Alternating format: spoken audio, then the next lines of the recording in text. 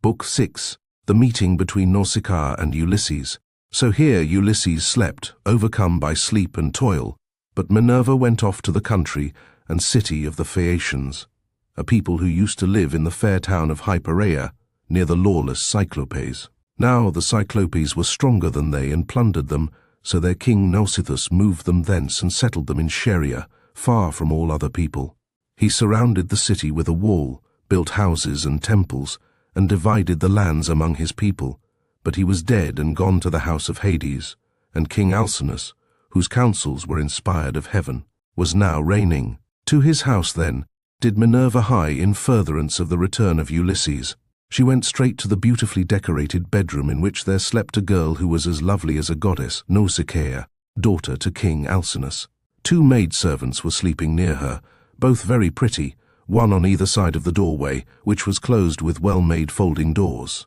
Minerva took the form of the famous sea captain Dymas's daughter, who was a bosom friend of Nausicaa, and just her own age. Then, coming up to the girl's bedside like a breath of wind, she hovered over her head and said, "Nausicaa, what can your mother have been about, to have such a lazy daughter? Here are your clothes all lying in disorder, yet you are going to be married almost immediately, and should not only be well dressed yourself, but should find good clothes for those who attend you. This is the way to get yourself a good name, and to make your father and mother proud of you. Suppose, then, that we make tomorrow a washing day, and start at daybreak. I will come and help you, so that you may have everything ready as soon as possible, for all the best young men among your own people are courting you, and you are not going to remain a maid much longer. Ask your father, therefore, to have a wagon and mules ready for us at daybreak, to take the rugs, robes, and girdles, and you can ride too, which will be much pleasanter for you than walking, for the washing cisterns are some way from the town." When she had said this, Minerva went away to Olympus, which they say is the everlasting home of the gods. Here no wind beats roughly, and neither rain nor snow can fall, but it abides in everlasting sunshine and in a great peacefulness of light, wherein the blessed gods are illumined for ever and ever. This was the place to which the goddess went when she had given instructions to the girl.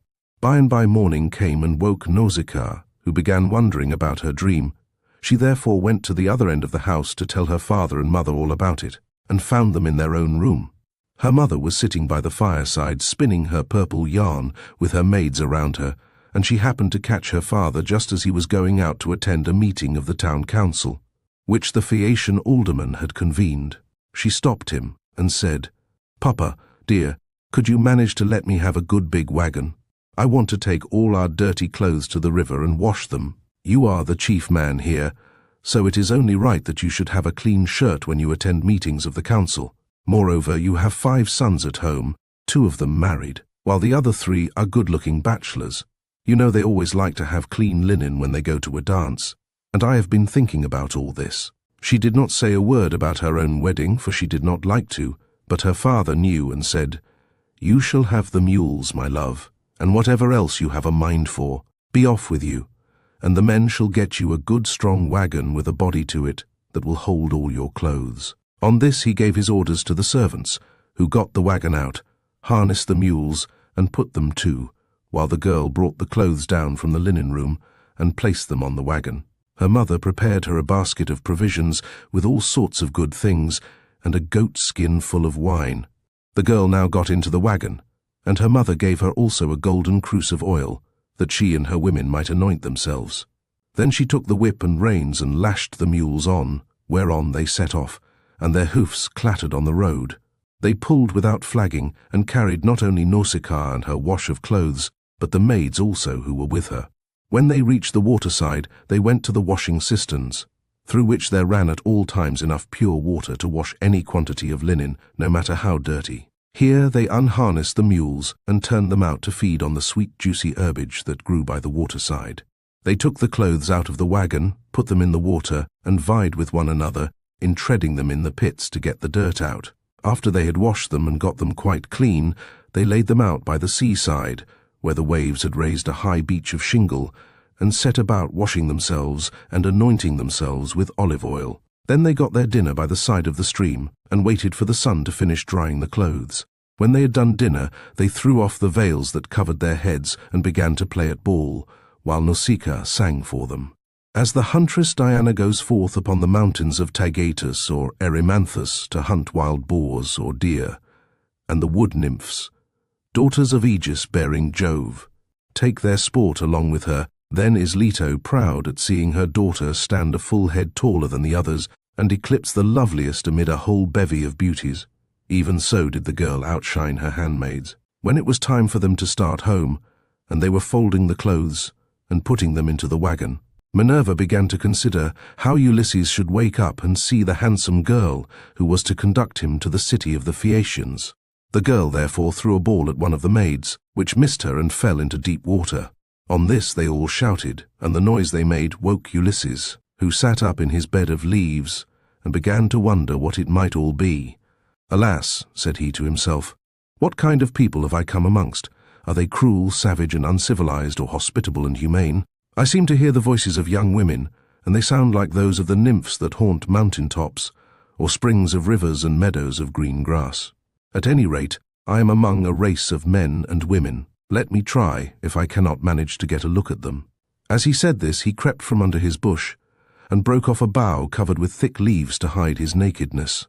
He looked like some lion of the wilderness that stalks about exulting in his strength and defying both wind and rain. His eyes glare as he prowls in quest of oxen, sheep, or deer, for he is famished and will dare break even into a well-fenced homestead, trying to get at the sheep. Even such did Ulysses seem to the young women, as he drew near to them all naked as he was, for he was in great want. On seeing one so unkempt and so begrimed with salt water, the others scampered off along the spits that jutted out into the sea, but the daughter of Alcinous stood firm. For Minerva put courage into her heart and took away all fear from her. She stood right in front of Ulysses, and he doubted whether he should go up to her, throw himself at her feet, and embrace her knees as a suppliant, or stay where he was and entreat her to give him some clothes and show him the way to the town. In the end, he deemed it best to entreat her from a distance in case the girl should take offense at his coming near enough to clasp her knees, so he addressed her in honeyed and persuasive language. "O Queen," he said, "I implore your aid, but tell me, are you a goddess or are you a mortal woman? If you are a goddess and dwell in heaven, I can only conjecture that you are Jove's daughter Diana, for your face and figure resemble none but hers. If on the other hand you are a mortal and live on earth, thrice happy are your father and mother, thrice happy too are your brothers and sisters. How proud and delighted they must feel when they see so fair a scion as yourself going out to a dance. Most happy, however, of all will he be whose wedding gifts have been the richest, and who takes you to his own home. I never yet saw anyone so beautiful, neither man nor woman, and am lost in admiration as I behold you. I can only compare you to a young palm tree which I saw when I was at Delos growing near the altar of Apollo. For I was there, too, with much people after me, when I was on that journey, which has been the source of all my troubles. Never yet did such a young plant shoot out of the ground as that was, and I admired and wondered at it exactly as I now admire and wonder at yourself. I dare not clasp your knees, but I am in great distress. Yesterday made the 20th day that I had been tossing about upon the sea. The winds and waves have taken me all the way from the Ogygian island, 55, and now fate has flung me upon this coast that I may endure still further suffering. For I do not think that I have yet come to the end of it, but rather that heaven has still much evil in store for me. And now, O Queen, have pity upon me, for you are the first person I have met, and I know no one else in this country. Show me the way to your town, and let me have anything that you may have brought hither to wrap your clothes in. May heaven grant you in all things your heart's desire, husband, house, and a happy, peaceful home, for there is nothing better in this world than that man and wife should be of one mind in a house. It discomfits their enemies, makes the hearts of their friends glad, and they themselves know more about it than any one." To this Nausicaa answered, "Stranger, you appear to be a sensible, well-disposed person. There is no accounting for luck. Jove gives prosperity to rich and poor just as he chooses, so you must take what he has seen fit to send you and make the best of it. Now, however, that you have come to this our country, you shall not want for clothes, nor for anything else that a foreigner in distress may reasonably look for. I will show you the way to the town, and will tell you the name of our people, We are called Phaeacians, and I am daughter to Alcinous, in whom the whole power of the state is vested." Then she called her maids and said, "Stay where you are, you girls. Can you not see a man without running away from him? Do you take him for a robber or a murderer? Neither he nor anyone else can come here to do us Phaeacians any harm, for we are dear to the gods, and live apart on a land's end that juts into the sounding sea, and have nothing to do with any other people. This is only some poor man who has lost his way, and we must be kind to him, for strangers and foreigners in distress are under Jove's protection, and will take what they can get and be thankful. So, girls, give the poor fellow something to eat and drink, and wash him in the stream at some place that is sheltered from the wind." On this, the maids left off running away, and began calling one another back. They made Ulysses sit down in the shelter, as Nausicaa had told them, and brought him a shirt and cloak. They also brought him the little golden cruse of oil, and told him to go and wash in the stream. But Ulysses said, "Young women, please to stand a little on one side, that I may wash the brine from my shoulders, and anoint myself with oil. For it is long enough, since my skin has had a drop of oil upon it. I cannot wash as long as you all keep standing there. I am ashamed to strip 56 before a number of good-looking young women." Then they stood on one side and went to tell the girl, while Ulysses washed himself in the stream and scrubbed the brine from his back and from his broad shoulders. When he had thoroughly washed himself and had got the brine out of his hair, he anointed himself with oil and put on the clothes which the girl had given him. Minerva then made him look taller and stronger than before. She also made the hair grow thick on the top of his head, and flow down in curls like hyacinth blossoms. She glorified him about the head and shoulders, as a skillful workman who has studied art of all kinds under Vulcan, and Minerva enriches a piece of silver plate by gilding it, and his work is full of beauty. Then he went and sat down a little way off upon the beach, looking quite young and handsome, and the girl gazed on him with admiration. Then she said to her maids, "Hush, my dears, for I want to say something. I believe the gods who live in heaven have sent this man to the Phaeacians. When I first saw him, I thought him plain, but now his appearance is like that of the gods who dwell in heaven. I should like my future husband to be just such another as he is, if he would only stay here and not want to go away. However, give him something to eat and drink." They did as they were told, and set food before Ulysses, who ate and drank ravenously, for it was long since he had had food of any kind.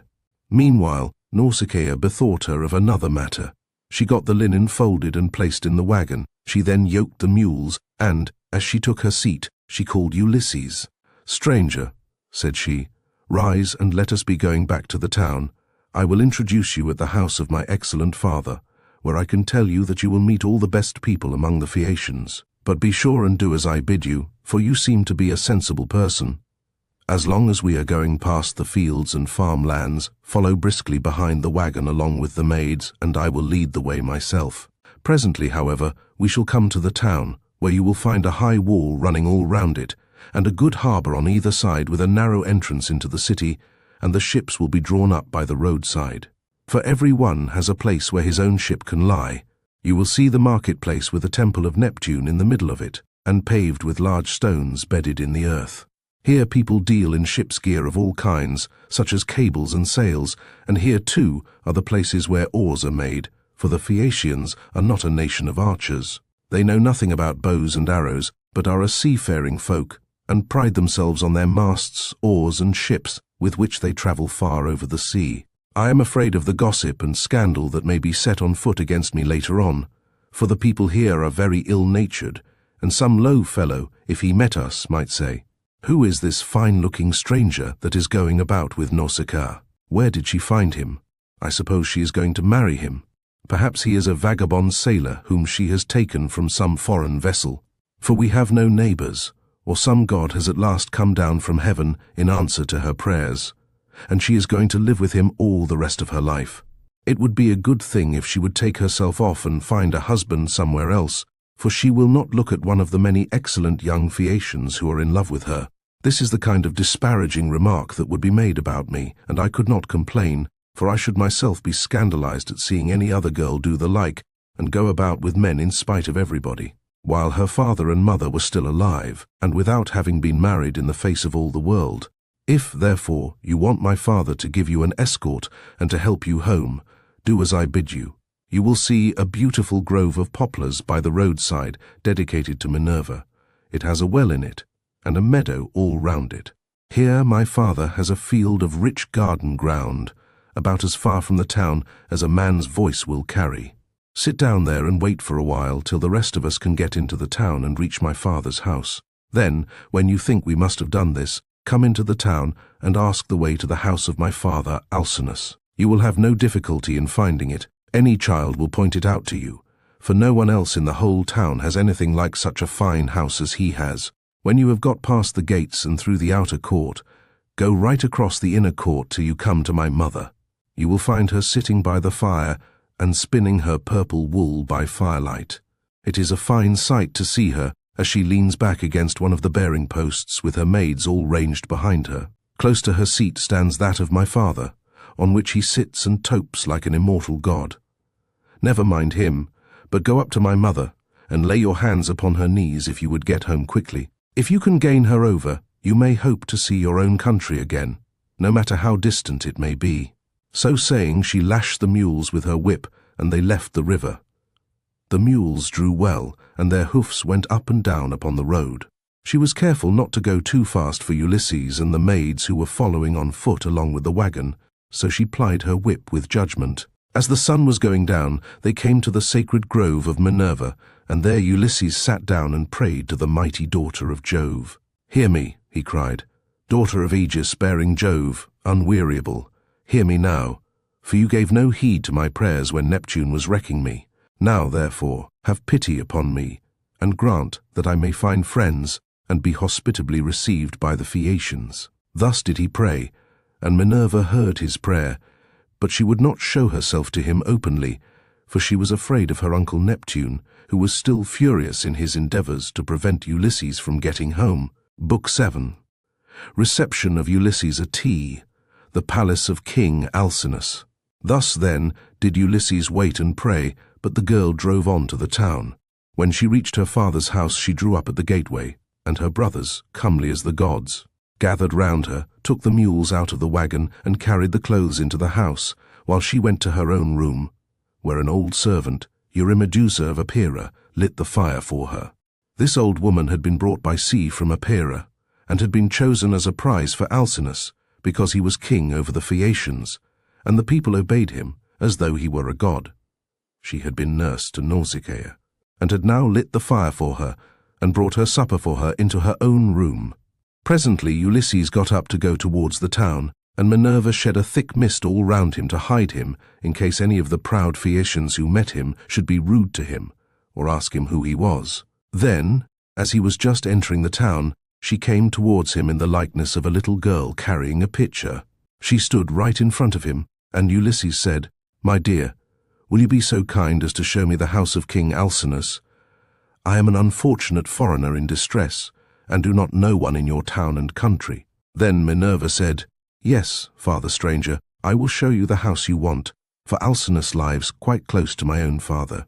I will go before you and show the way, but say not a word as you go, and do not look at any man, nor ask him questions, for the people here cannot abide strangers, and do not like men who come from some other place. They are a sea-faring folk, and sail the seas by the grace of Neptune in ships that glide along like thought, or as a bird in the air."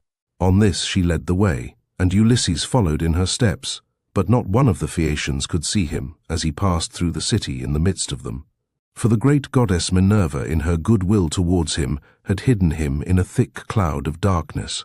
He admired their harbours, ships, places of assembly, and the lofty walls of the city, which, with a palisade on top of them, were very striking, and when they reached the king's house, Minerva said, "This is the house, father stranger, which you would have me show you.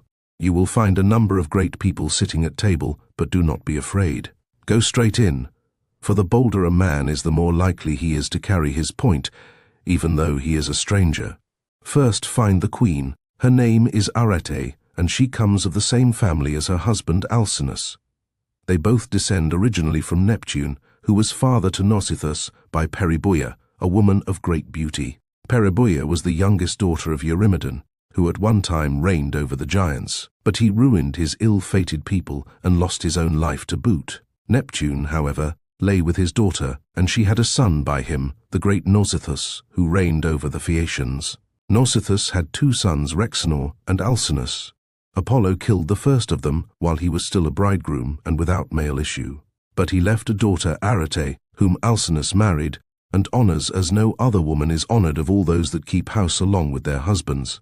Thus she both was, and still is, respected beyond measure by her children, by Alcinous himself, and by the whole people, who look upon her as a goddess and greet her whenever she goes about the city. For she is a thoroughly good woman both in head and heart, and when any women are friends of hers, she will help their husbands also to settle their disputes. If you can gain her goodwill, you may have every hope of seeing your friends again and getting safely back to your home and country. Then Minerva left Scheria and went away over the sea.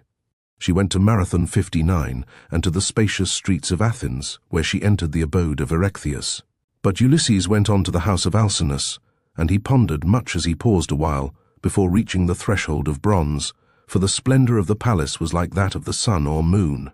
The walls on either side were of bronze from end to end, and the cornice was of blue enamel. The doors were gold, and hung on pillars of silver that rose from a floor of bronze, while the lintel was silver, and the hook of the door was of gold. On either side there stood gold and silver mastiffs, which Vulcan, with his consummate skill, had fashioned expressly to keep watch over the palace of King Alcinous, so they were immortal and could never grow old. Seats were ranged all along the wall, here and there from one end to the other, with coverings of fine woven work which the women of the house had made. Here the chief persons of the Phaeacians used to sit and eat and drink, for there was abundance at all seasons. And there were golden figures of young men with lighted torches in their hands, raised on pedestals, to give light by night to those who were at table. There are 50 maidservants in the house, some of whom are always grinding rich yellow grain at the mill, while others work at the loom or sit and spin. And their shuttles go backwards and forwards like the fluttering of aspen leaves, while the linen is so closely woven that it will turn oil. As the Phaeacians are the best sailors in the world, so their women excel all others in weaving, for Minerva has taught them all manner of useful arts, and they are very intelligent. Outside the gate of the outer court, there is a large garden of about 4 acres with a wall all round it. It is full of beautiful trees, pears, pomegranates, and the most delicious apples. There are luscious figs also, and olives in full growth. The fruits never rot nor fail all the year round, neither winter nor summer, for the air is so soft that a new crop ripens before the old has dropped. Pear grows on pear, apple on apple, and fig on fig, and so also with the grapes, for there is an excellent vineyard. On the level ground of a part of this, the grapes are being made into raisins. In another part they are being gathered. Some are being trodden in the wine tubs, others further on have shed their blossom and are beginning to show fruit, others again are just changing color. In the furthest part of the ground, there are beautifully arranged beds of flowers that are in bloom all the year round. 2 streams go through it, the one turned in ducts throughout the whole garden, while the other is carried under the ground of the outer court to the house itself, and the townspeople draw water from it. Such, then, were the splendors with which the gods had endowed the house of King Alcinous. So here Ulysses stood for a while, and looked about him. But when he had looked long enough, he crossed the threshold, and went within the precincts of the house. There he found all the chief people among the Phaeacians making their drink offerings to Mercury, which they always did the last thing before going away for the night. He went straight through the court, still hidden by the cloak of darkness in which Minerva had enveloped him, till he reached Arete and King Alcinous. Then he laid his hands upon the knees of the queen, and at that moment the miraculous darkness fell away from him, and he became visible. Every one was speechless with surprise at seeing a man there, but Ulysses began at once with his petition. "Queen Arete," he exclaimed, "daughter of great Rhexenor, in my distress I humbly pray you, as also your husband and these your guests, whom may heaven prosper with long life and happiness, and may they leave their possessions to their children, and all the honors conferred upon them by the state, to help me home to my own country as soon as possible, for I have been long in trouble and away from my friends." Then he sat down on the hearth among the ashes, and they all held their peace, till presently the old hero Echeneus, who was an excellent speaker and an elder among the Phaeacians, plainly and in all honesty addressed them thus. "Alcinous," said he, "it is not creditable to you that a stranger should be seen sitting among the ashes of your hearth. Everyone is waiting to hear what you are about to say. Tell him, then, to rise and take a seat on a stool inlaid with silver, and bid your servants mix some wine and water, that we may make a drink offering to Jove the Lord of Thunder, who takes all well-disposed suppliants under his protection, and let the housekeeper give him some supper, of whatever there may be in the house." When Alcinous heard this, he took Ulysses by the hand, raised him from the hearth, and bade him take the seat of Laodamas, who had been sitting beside him, and was his favourite son. A maidservant then brought him water in a beautiful golden ewer, and poured it into a silver basin for him to wash his hands. And she drew a clean table beside him. An upper servant brought him bread and offered him many good things of what there was in the house, and Ulysses ate and drank. Then Alcinous said to one of the servants, "Pontonous, mix a cup of wine and hand it round, that we may make drink offerings to Jove the Lord of Thunder, who is the protector of all well-disposed suppliants." Pontonous then mixed wine and water and handed it round, after giving every man his drink offering. When they had made their offerings and had drunk each as much as he was minded, Alcinous said, "Aldermen and town councillors of the Phaeacians, hear my words. You have had your supper, so now go home to bed. Tomorrow morning I shall invite a still larger number of aldermen, and will give a sacrificial banquet in honour of our guest. We can then discuss the question of his escort, and consider how we may at once send him back rejoicing to his own country without trouble or inconvenience to himself, no matter how distant it may be. We must see that he comes to no harm while on his homeward journey, but when he is once at home, he will have to take the luck he was born with, for better or worse, like other people. It is possible, however, that the stranger is one of the immortals who has come down from heaven to visit us. But in this case the gods are departing from their usual practice, for hitherto they have made themselves perfectly clear to us when we have been offering them hecatombs. They come and sit at our feasts just like one of ourselves, and if any solitary wayfarer happens to stumble upon some one or other of them, they affect no concealment. For we are as near of kin to the gods as the Cyclopes and the savage giants are. 6:2. Then Ulysses said, "Pray, Alcinous, do not take any such notion into your head. I have nothing of the immortal about me, neither in body nor mind, and most resemble those among you who are the most afflicted. Indeed, were I to tell you all that heaven has seen fit to lay upon me, you would say that I was still worse off than they are. Nevertheless, let me sup in spite of sorrow, for an empty stomach is a very importunate thing, and thrusts itself on a man's notice no matter how dire is his distress. I am in great trouble, yet it insists that I shall eat and drink, bids me lay aside all memory of my sorrows and dwell only on the due replenishing of itself. As for yourselves, do as you propose, and at break of day set about helping me to get home. I shall be content to die if I may first once more behold my property, my bondsmen, and all the greatness of my house." 3. Thus did he speak. Everyone approved his saying, and agreed that he should have his escort inasmuch as he had spoken reasonably. Then when they had made their drink offerings, and had drunk each as much as he was minded, they went home to bed every man in his own abode, leaving Ulysses in the cloister with Arete and Alcinous, while the servants were taking the things away after supper. Arete was the first to speak, for she recognized the shirt, cloak, and good clothes that Ulysses was wearing as the work of herself and of her maids. So she said, "Stranger, before we go any further, there is a question I should like to ask you. Who and whence are you? And who gave you those clothes? Did you not say you had come here from beyond the sea?" And Ulysses answered, "It would be a long story, madam, were I to relate in full the tale of my misfortunes, for the hand of heaven has been laid heavy upon me. But as regards your question, there is an island far away in the sea which is called the Ogygian. Here dwells the cunning and powerful goddess Calypso, daughter of Atlas. She lives by herself, far from all neighbours, human or divine. Fortune, however, brought me to her hearth all desolate and alone, for Jove struck my ship with his thunderbolts, and broke it up in mid-ocean. My brave comrades were drowned every man of them, but I stuck to the keel and was carried hither and thither for the space of 9 days, till at last, during the darkness of the 10th night, the gods brought me to the Ogygian island, where the great goddess Calypso lives. She took me in and treated me with the utmost kindness. Indeed, she wanted to make me immortal that I might never grow old, but she could not persuade me to let her do so. I stayed with Calypso 7 years straight on end, and watered the good clothes she gave me with my tears during the whole time. But at last, when the 8th year came round, she bade me depart of her own free will, either because Jove had told her she must, or because she had changed her mind. She sent me from her island on a raft, which she provisioned with abundance of bread and wine. Moreover, she gave me good stout clothing, and sent me a wind that blew both warm and fair. Days 7 and 10 did I sail over the sea, and on the 18th I caught sight of the first outlines of the mountains upon your coast, and glad indeed was I to set eyes upon them. Nevertheless, there was still much trouble in store for me, for at this point Neptune would let me go no further, and raised a great storm against me.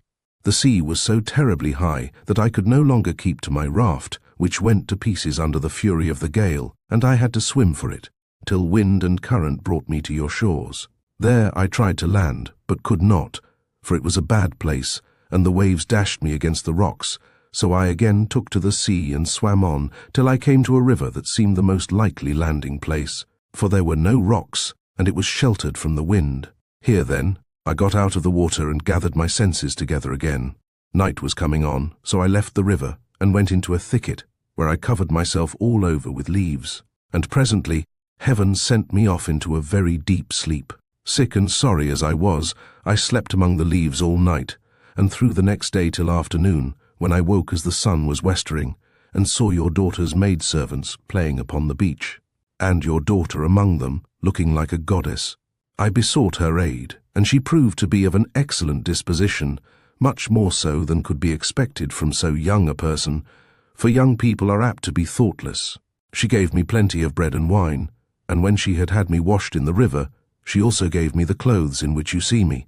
Now, therefore, though it has pained me to do so, I have told you the whole truth. Then Alcinous said, Stranger, it was very wrong of my daughter not to bring you on at once to my house along with the maids, seeing that she was the first person whose aid you asked. Pray do not scold her, replied Ulysses. She is not to blame. She did tell me to follow along with the maids, but I was ashamed and afraid, for I thought you might perhaps be displeased if you saw me. Every human being is sometimes a little suspicious and irritable. Stranger, replied Alcinous, I am not the kind of man to get angry about nothing. It is always better to be reasonable. But by Father Jove, Minerva, and Apollo, now that I see what kind of person you are, and how much you think as I do, I wish you would stay here, marry my daughter, and become my son-in-law. If you will stay, I will give you a house and an estate, but no one, heaven forbid, shall keep you here against your own wish, and that you may be sure of this, I will attend tomorrow to the matter of your escort. You can sleep 64 during the whole voyage if you like, and the men shall sail you over smooth waters either to your own home or wherever you please, even though it be a long way further off than Euboea, which those of my people who saw it when they took yellow-haired Rhadamanthus to see Tityus, the son of Gaia, tell me is the furthest of any place, and yet they did the whole voyage in a single day without distressing themselves, and came back again afterwards. You will thus see how much my ships excel all others, and what magnificent oarsmen my sailors are. Then was Ulysses glad and prayed aloud, saying, Father Jove, grant that Alcinous may do all as he has said, for so he will win an imperishable name among mankind, and at the same time I shall return to my country. Thus did they converse. Then Arete told her maids to set a bed in the room that was in the gatehouse, and make it with good red rugs, and to spread coverlets on the top of them with woolen cloaks for Ulysses to wear. The maids thereon went out with torches in their hands, and when they had made the bed, they came up to Ulysses and said, Rise, Sir Stranger, and come with us, for your bed is ready. And glad indeed was he to go to his rest. So Ulysses slept in a bed placed in a room over the echoing gateway, but Alcinous lay in the inner part of the house, with the queen his wife by his side. Book the 8th. Banquet in the house of Alcinous, the games. Now when the child of morning, rosy-fingered dawn, appeared, Alcinous and Ulysses both rose, and Alcinous led the way to the Phaeacian place of assembly, which was near the ships. When they got there, they sat down side by side on a seat of polished stone, while Minerva took the form of one of Alcinous's servants and went round the town in order to help Ulysses to get home. She went up to the citizens, man by man, and said, "Aldermen and town councillors of the Phaeacians, come to the assembly all of you, and listen to the stranger who has just come off a long voyage to the house of King Alcinous. He looks like an immortal god." With these words she made them all want to come, and they flocked to the assembly till seats and standing room were alike crowded. Every one was struck with the appearance of Ulysses, for Minerva had beautified him about the head and shoulders, making him look taller and stouter than he really was, that he might impress the Phaeacians favourably as being a very remarkable man, and might come off well in the many trials of skill to which they would challenge him. Then, when they were got together, Alcinous spoke. "Hear me," said he, "aldermen and town councillors of the Phaeacians, that I may speak even as I am minded. This stranger, whoever he may be, has found his way to my house from somewhere or other, either east or west. He wants an escort, and wishes to have the matter settled. Let us then get one ready for him, as we have done for others before him. Indeed, no one who ever yet came to my house has been able to complain of me for not speeding on his way soon enough. Let us draw a ship into the sea, one that has never yet made a voyage, and man her with 52 of our smartest young sailors. Then when you have made fast your oars each by his own seat, leave the ship and come to my house to prepare a feast. I will find you in everything. I am giving these instructions to the young men who will form the crew, for as regards you aldermen and town councillors, you will join me in entertaining our guest in the cloisters. I can take no excuses, and we will have Demodocus to sing to us, for there is no bard like him whatever he may choose to sing about." Alcinous then led the way, and the others followed after, while a servant went to fetch Demodocus.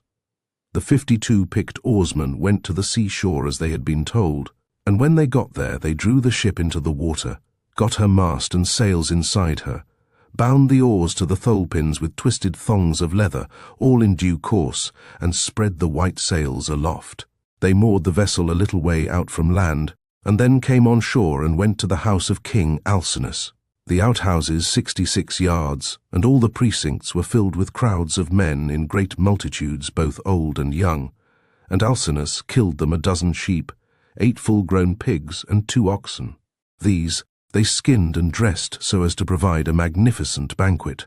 A servant presently led in the famous bard Demodocus, whom the muse had dearly loved, but to whom she had given both good and evil, for though she had endowed him with a divine gift of song, she had robbed him of his eyesight. Pontonous set a seat for him among the guests, leaning it up against a bearing-post. He hung the lyre for him on a peg over his head, and showed him where he was to feel for it with his hands. He also set a fair table with a basket of victuals by his side, and a cup of wine from which he might drink whenever he was so disposed. The company then laid their hands upon the good things that were before them, but as soon as they had had enough to eat and drink, the muse inspired Demodocus to sing the feats of heroes, and more especially a matter that was then in the mouths of all men, to wit, the quarrel between Ulysses and Achilles, and the fierce words that they heaped on one another as they sat together at a banquet. But Agamemnon was glad when he heard his chieftains quarrelling with one another, for Apollo had foretold him this at Pytho, when he crossed the stone floor to consult the oracle. Here was the beginning of the evil, that by the will of Jove fell both upon Danaans and Trojans. Thus sang the bard, but Ulysses drew his purple mantle over his head and covered his face, for he was ashamed to let the Phaeacians see that he was weeping. When the bard left off singing, he wiped the tears from his eyes, uncovered his face, and taking his cup, made a drink offering to the gods. But when the Phaeacians pressed Demodocus to sing further, for they delighted in his lays, then Ulysses again drew his mantle over his head, and wept bitterly. No one noticed his distress except Alcinous, who was sitting near him, and heard the heavy sighs that he was heaving. So he at once said, "Aldermen and town councillors of the Phaeacians, we have had enough now, both of the feast and of the minstrelsy that is its due accompaniment. Let us proceed therefore to the athletic sports, so that our guest on his return home may be able to tell his friends how much we surpass all other nations as boxers, wrestlers, jumpers, and runners." With these words he led the way, and the others followed after. A servant hung Demodocus's lyre on its peg for him, led him out of the cloister, and set him on the same way as that along which all the chief men of the Phaeacians were going to see the sports. A crowd of several thousands of people followed them, and there were many excellent competitors for all the prizes: Acroneos, Ocyalus, Elatreus, Nautius, Primnius, Anchialus, Eretmius, Pontius, Prorius, Thun, Anabizenius, and Amphialus, son of Polyneus, son of Tecton. There was also Euryalus, son of Nobalus, who was like Mars himself, and was the best-looking man among the Phaeacians except Laodamas. 3 sons of Alcinous, Laodamas, Halios, and Clytoneus, competed also. The foot races came first. The course was set out for them from the starting post, and they raised a dust upon the plain as they all flew forward at the same moment. Clytoneus came in first by a long way. He left everyone else behind him by the length of the furrow that a couple of mules can plough in a fallow field. They then turned to the painful art of wrestling, and here Euryalus proved to be the best man.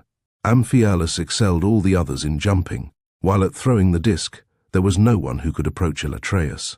Alcinous's son Laodamas was the best boxer, and he it was who presently said, when they had all been diverted with the games, "Let us ask the stranger whether he excels in any of these sports. He seems very powerfully built.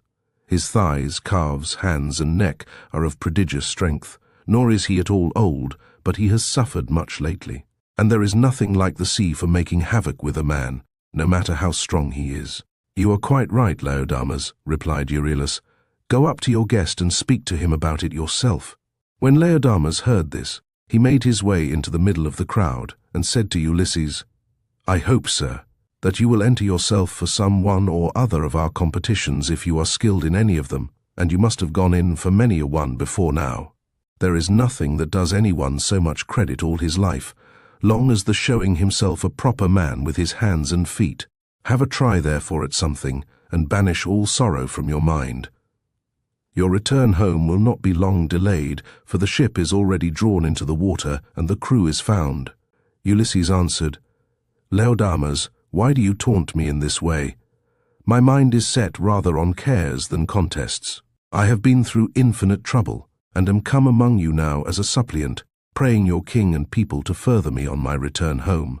Then Euryalus reviled him outright and said, "I gather, then, that you are unskilled in any of the many sports that men generally delight in. I suppose you are one of those grasping traders that go about in ships as captains or merchants, and who think of nothing but of their outward freights and homeward cargoes. There does not seem to be much of the athlete about you." "For shame, sir," answered Ulysses fiercely. "You are an insolent fellow. So true is it that the gods do not grace all men alike in speech, person, and understanding. One man may be of weak presence, but heaven has adorned this with such a good conversation that he charms every one who sees him. His honeyed moderation carries his hearers with him, so that he is leader in all assemblies of his fellows, and wherever he goes he is looked up to. Another may be as handsome as a god, but his good looks are not crowned with discretion. This is your case. No god could make a finer-looking fellow than you are, but you are a fool. Your ill-judged remarks have made me exceedingly angry, and you are quite mistaken, for I excel in a great many athletic exercises. Indeed, so long as I had youth and strength, I was among the first athletes of the age.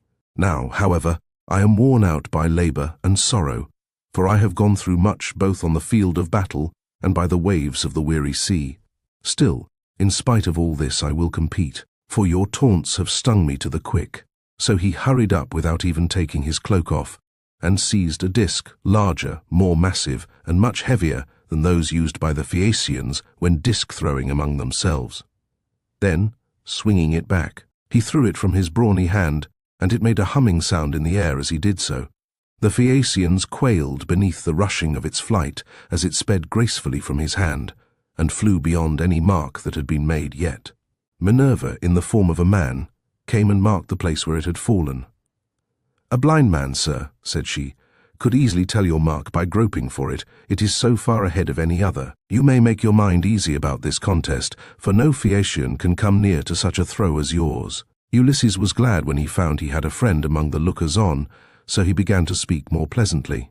"Young men," said he, "come up to that throw if you can, and I will throw another disc as heavy or even heavier. If anyone wants to have a bout with me, let him come on, for I am exceedingly angry. I will box, wrestle, or run, I do not care what it is, with any man of you all except Laodamas. but not with him because I am his guest. And one cannot compete with one's own personal friend.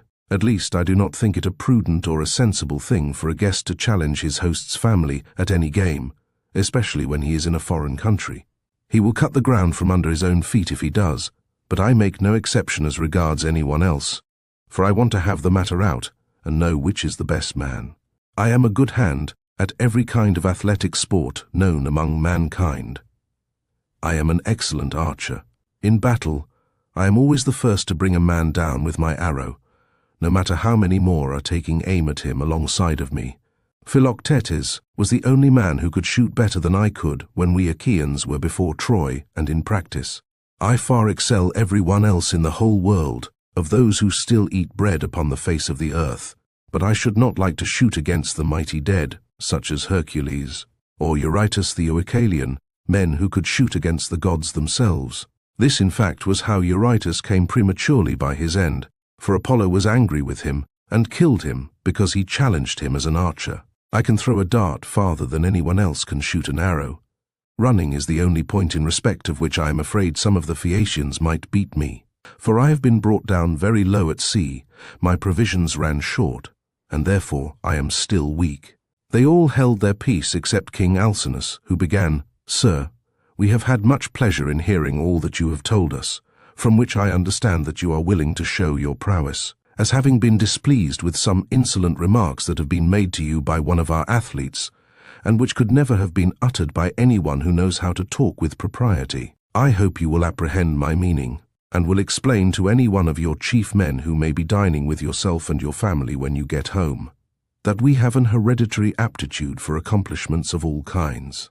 We are not particularly remarkable for our boxing, nor yet as wrestlers, but we are singularly fleet of foot and are excellent sailors. We are extremely fond of good dinners, music and dancing.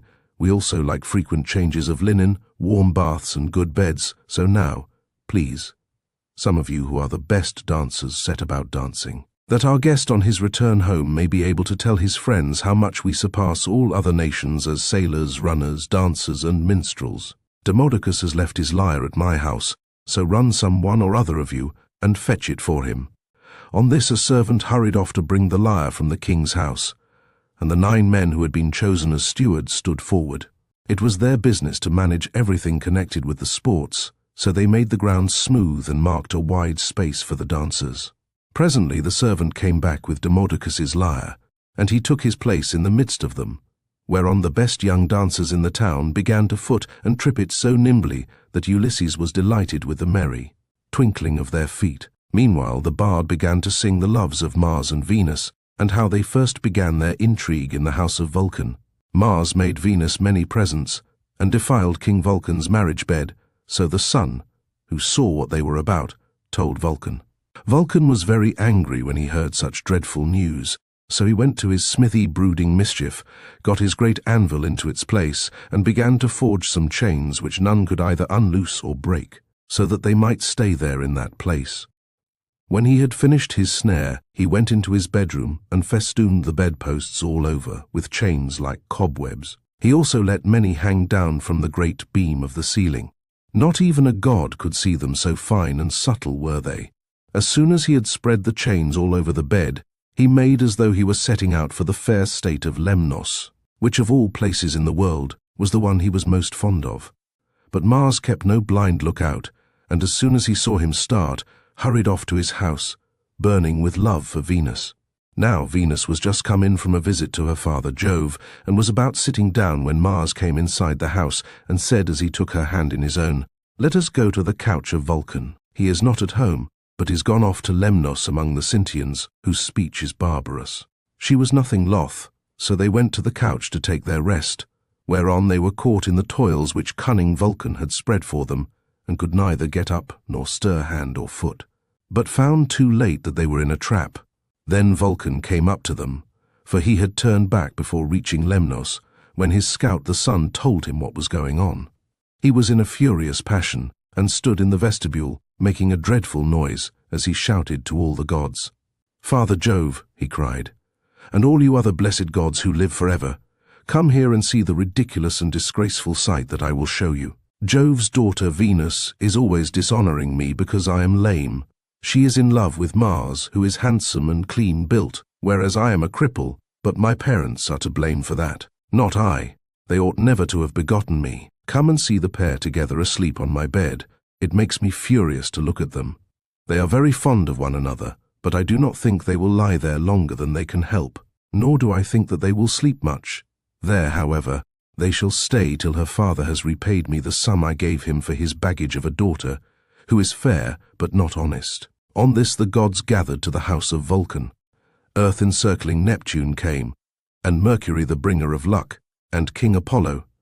But the goddesses stayed at home, all of them for shame.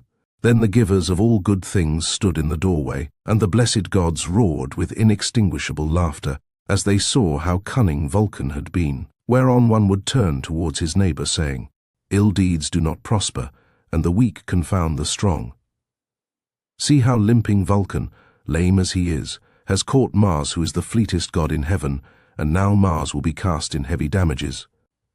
Thus did they converse, but King Apollo said to Mercury, "Messenger Mercury, giver of good things, you would not care how strong the chains were, would you, if you could sleep with Venus?" "King Apollo," answered Mercury, "I only wish I might get the chance, though there were 3 times as many chains, and you might look on, all of you, gods and goddesses, but I would sleep with her if I could." The immortal gods burst out laughing as they heard him, but Neptune took it all seriously and kept on imploring Vulcan to set Mars free again.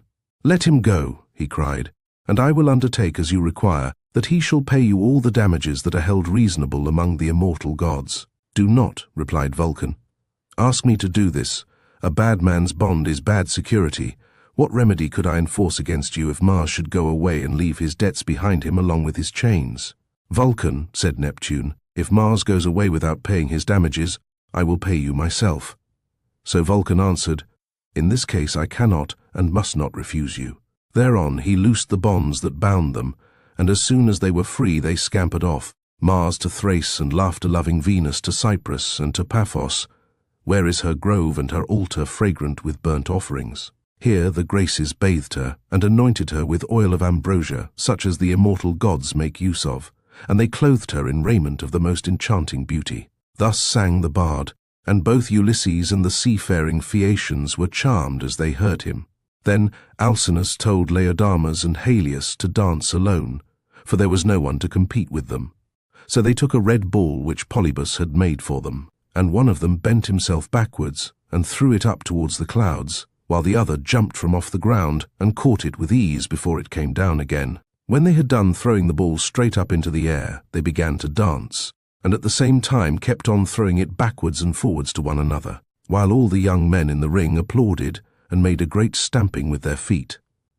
Then Ulysses said, "King Alcinous, you said your people were the nimblest dancers in the world, and indeed they have proved themselves to be so. I was astonished as I saw them."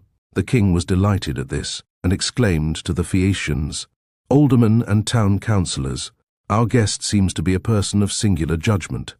Let us give him such proof of our hospitality as he may reasonably expect. There are 12 chief men among you, and counting myself there are 13. Contribute, each of you, a clean cloak, a shirt, and a talent of fine gold. Let us give him all this in a lump down at once, so that when he gets his supper, he may do so with a light heart. As for Euryalus, he will have to make a formal apology and a present too, for he has been rude." Thus did he speak.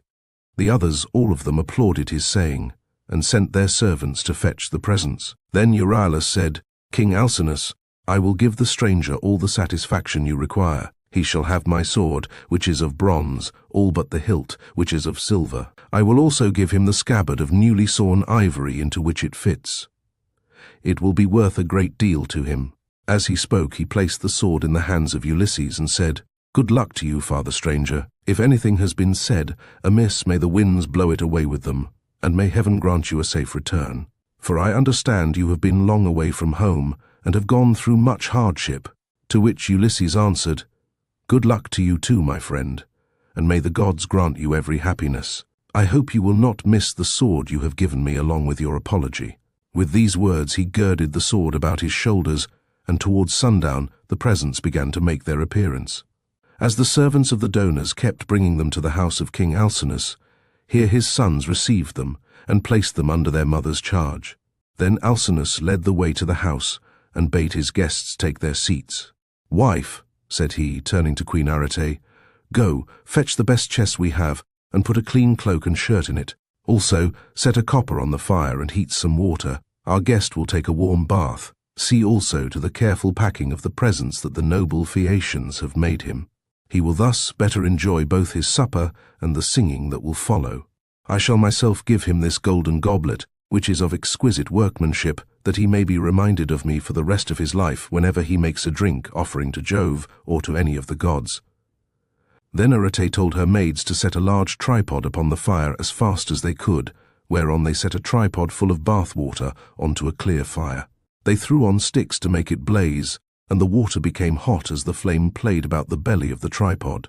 Meanwhile, Arete brought a magnificent chest from her own room, and inside it she packed all the beautiful presents of gold and raiment which the Phaeacians had brought. Lastly, she added a cloak and a good shirt from Alcinous, and said to Ulysses, "See to the lid yourself, and have the whole bound round at once, for fear anyone should rob you by the way, when you are asleep in your ship." 72. When Ulysses heard this, he put the lid on the chest and made it fast with a bond that Circe had taught him. He had done so before an upper servant told him to come to the bath and wash himself.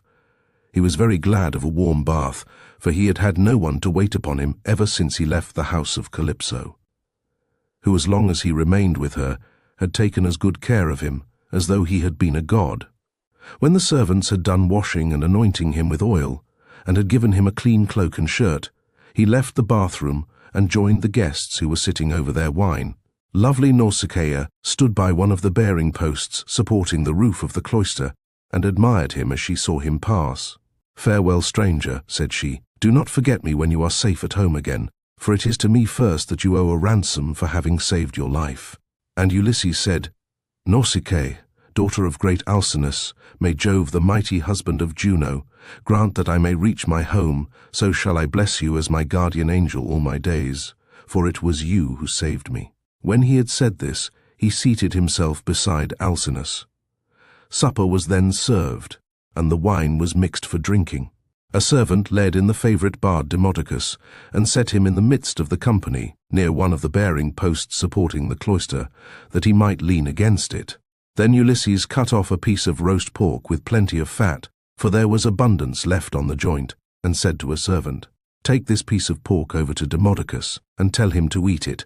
For all the pain his lays may cause me, I will salute him none the less." Bards are honoured and respected throughout the world, for the muse teaches them their songs and loves them. The servant carried the pork in his fingers over to Demodocus, who took it and was very much pleased. They then laid their hands on the good things that were before them, and as soon as they had had to eat and drink, Ulysses said to Demodocus, "Demodocus, there is no one in the world whom I admire more than I do you. You must have studied under the Muse, Jove's daughter, and under Apollo. So accurately do you sing the return of the Achaeans with all their sufferings and adventures. If you were not there yourself, you must have heard it all from someone who was. Now, however, change your song and tell us of the wooden horse which Epeus made with the assistance of Minerva, and which Ulysses got by stratagem into the fort of Troy, after freighting it with the men who afterwards sacked the city. If you will sing this tale aright, I will tell all the world how magnificently heaven has endowed you." The bard, inspired of heaven, took up the story at the point where some of the Argives set fire to their tents and sailed away, while others, hidden within the horse, 3 were waiting with Ulysses in the Trojan place of assembly. For the Trojans themselves had drawn the horse into their fortress, and it stood there while they sat in council round it, and were in 3 minds as to what they should do. Some were for breaking it up then and there, others would have it dragged to the top of the rock on which the fortress stood, and then thrown down the precipice, while yet others were for letting it remain as an offering and propitiation for the gods. And this was how they settled it in the end, for the city was doomed when it took in that horse, within which were all the bravest of the Argives waiting to bring death and destruction on the Trojans. Anon he sang how the sons of the Achaeans issued from the horse and sacked the town, breaking out from their ambuscade. He sang how they overran the city hither and thither and ravaged it, and how Ulysses went raging like Mars along with Menelaus to the house of Deiphobus. It was there that the fight raged most furiously. Nevertheless, by Minerva's help, he was victorious. All this he told, but Ulysses was overcome as he heard him, and his cheeks were wet with tears. He wept as a woman weeps when she throws herself on the body of her husband who has fallen before his own city and people, fighting bravely in defense of his home and children. She screams aloud and flings her arms about him as he lies gasping for breath and dying, but her enemies beat her from behind about the back and shoulders and carry her off into slavery, to a life of labor and sorrow, and the beauty fades from her cheeks. Even so piteously did Ulysses weep, but none of those present perceived his tears except Alcinous, who was sitting near him, and could hear the sobs and sighs that he was heaving. The king, therefore, at once rose and said, "Aldermen and town councillors of the Phaeacians, let Demodocus cease his song, for there are those present who do not seem to like it." From the moment that we had done supper and Demodocus began to sing, our guest has been all the time groaning and lamenting. He is evidently in great trouble, so let the bard leave off, that we may all enjoy ourselves, hosts and guests alike. This will be much more as it should be, for all these festivities, with the escort and the presents that we are making with so much good, will are wholly in his honor. And anyone with even a moderate amount of right feeling knows that he ought to treat a guest and a suppliant as though he were his own brother. Therefore, sir, do you, on your part, affect no more concealment nor reserve in the matter about which I shall ask you. It will be more polite in you to give me a plain answer. Tell me the name by which your father and mother over yonder used to call you, and by which you were known among your neighbors and fellow citizens. There is no one, neither rich nor poor, who is absolutely without any name whatever, for people's fathers and mothers give them names as soon as they are born. Tell me also your country, nation, and city, that our ships may shape their purpose accordingly and take you there. For the Phaeacians have no pilots, their vessels have no rudders as those of other nations have, but the ships themselves understand what it is that we are thinking about and want. They know all the cities and countries in the whole world, and can traverse the sea just as well, even when it is covered with mist and cloud, so that there is no danger of being wrecked or coming to any harm.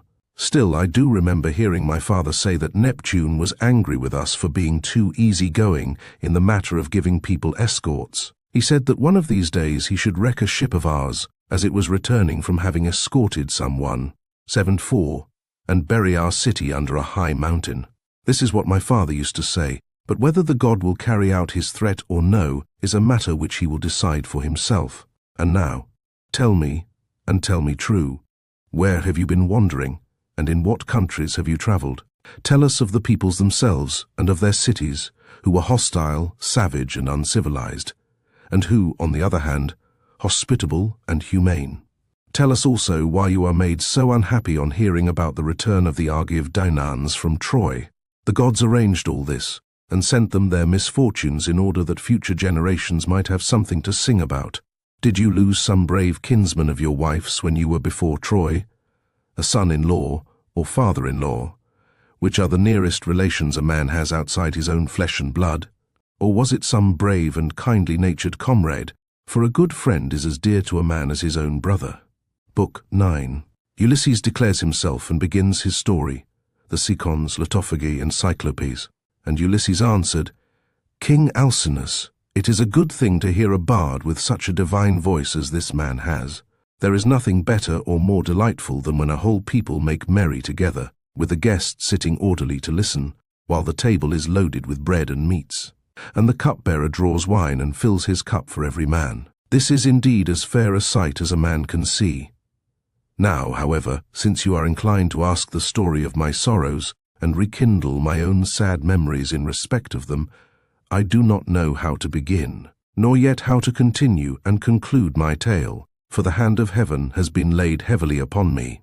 Firstly, then, I will tell you my name that you too may know it, and one day, if I outlive this time of sorrow, may become my guests, though I live so far away from all of you.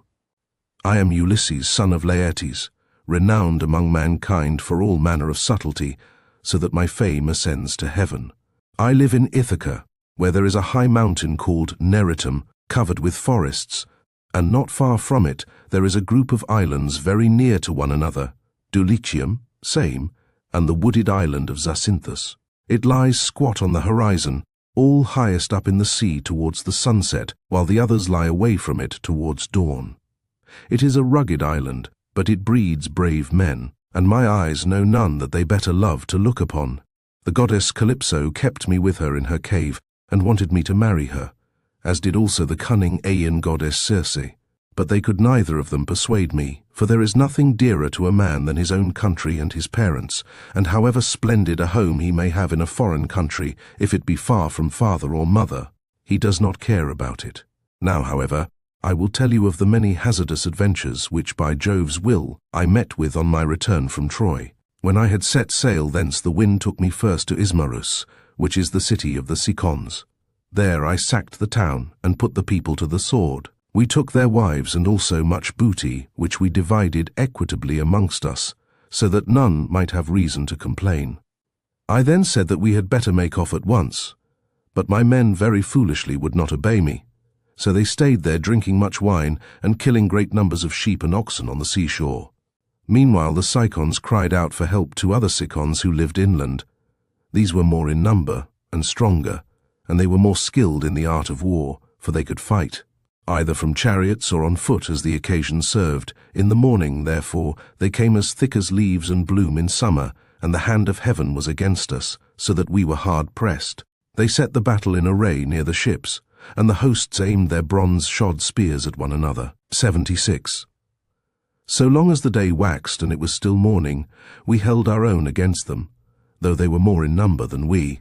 But as the sun went down, towards the time when men loose their oxen, the Cicons got the better of us, and we lost 6 men from every ship we had, so we got away with those that were left. Thence we sailed onward with sorrow in our hearts, but glad to have escaped death, though we had lost our comrades. Nor did we leave till we had thrice invoked each one of the poor fellows who had perished by the hands of the Cicons.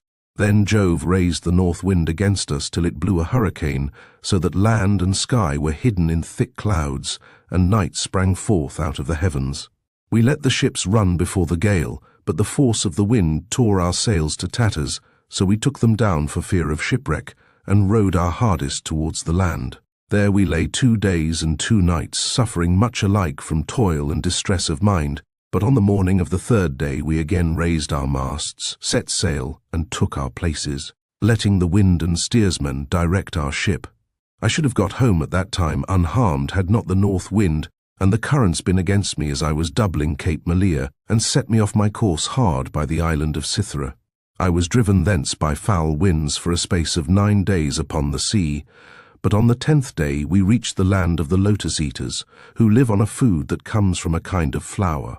Here we landed to take in fresh water, and our crews got their midday meal on the shore near the ships. When they had eaten and drunk, I sent 2 of my company to see what manner of men the people of the place might be, and they had a 3rd man under them. They started at once, and went about among the lotus-eaters, who did them no hurt, but gave them to eat of the lotus, which was so delicious that those who ate of it left off caring about home, and did not even want to go back and say what had happened to them, but were for staying and munching lotus 77 with the lotus-eaters without thinking further of their return. Nevertheless, though they wept bitterly, I forced them back to the ships and made them fast under the benches. Then I told the rest to go on board at once, lest any of them should taste of the lotus and leave off wanting to get home. So they took their places and smote the grey sea with their oars. We sailed hence, always in much distress, till we came to the land of the lawless and inhuman Cyclopes. Now the Cyclopes neither plant nor plough, but trust in Providence, and live on such wheat, barley and grapes as grow wild without any kind of tillage. And their wild grapes yield them wine as the sun and the rain may grow them. They have no laws nor assemblies of the people, but live in caves on the tops of high mountains. Each is lord and master in his family, and they take no account of their neighbours. Now off their harbour there lies a wooded and fertile island, not quite close to the land of the Cyclopes, but still not far. It is overrun with wild goats, that breed there in great numbers, and are never disturbed by foot of man. For sportsmen, who as a rule will suffer so much hardship in forest or among mountain precipices, do not go there, nor yet again is it ever ploughed or fed down, but it lies a wilderness untilled and unsown from year to year, and has no living thing upon it but only goats. For the Cyclopes have no ships, nor yet shipwrights who could make ships for them. They cannot therefore go from city to city, or sail over the sea to one another's country, as people who have ships can do. If they had had these, they would have colonized the island. 78. For it is a very good one, and would yield everything in due season. There are meadows that in some places come right down to the seashore, well watered and full of luscious grass. Grapes would do there excellently. There is level land for ploughing, and it would always yield heavily at harvest time, for the soil is deep. There is a good harbour where no cables are wanted, nor yet anchors, nor need a ship be moored, but all one has to do is to beach one's vessel and stay there till the wind becomes fair for putting out to sea again. At the head of the harbour there is a spring of clear water coming out of a cave, and there are poplars growing all round it.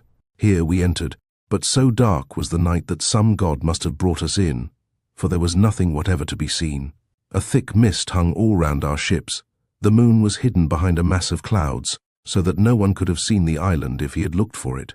Nor were there any breakers to tell us we were close inshore before we found ourselves upon the land itself. When, however, we had beached the ships, we took down the sails, went ashore, and camped upon the beach till daybreak. When the child of morning, rosy-fingered dawn, appeared, we admired the island and wandered all over it, while the nymphs Jove's daughters roused the wild goats that we might get some meat for our dinner.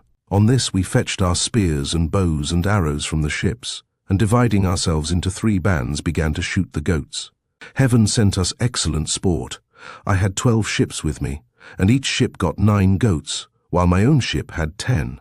Thus through the livelong day to the going down of the sun we ate and drank our fill, and we had plenty of wine left, for each one of us had taken many jars full when we sacked the city of the Cicons.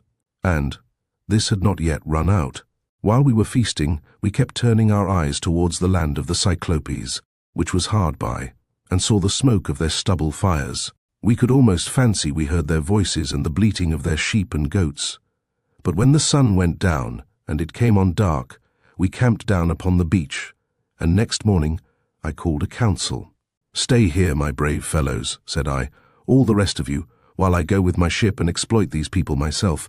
I want to see if they are uncivilized savages or a hospitable and humane race." I went on board, bidding my men to do so also and loose the hawsers, so they took their places and smote the grey sea with their oars. When we got to the land, which was not far, there, on the face of a cliff near the sea, we saw a great cave overhung with laurels. It was a station for a great many sheep and goats, and outside there was a large yard, with a high wall round it, made of stones built into the ground, and of trees both pine and oak. This was the abode of a huge monster who was then away from home shepherding his flocks. He would have nothing to do with other people, but led the life of an outlaw. He was a horrid creature, not like a human being at all, but resembling rather some crag that stands out boldly against the sky on the top of a high mountain. I told my men to draw the ship ashore and stay where they were, all but the 12 best among them, who were to go along with myself.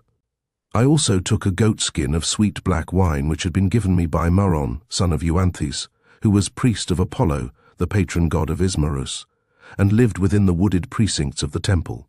When we were sacking the city, we respected him and spared his life, as also his wife and child, so he made me some presents of great value, 7 talents of fine gold and a bowl of silver, with 12 jars of sweet wine, unblended and of the most exquisite flavour.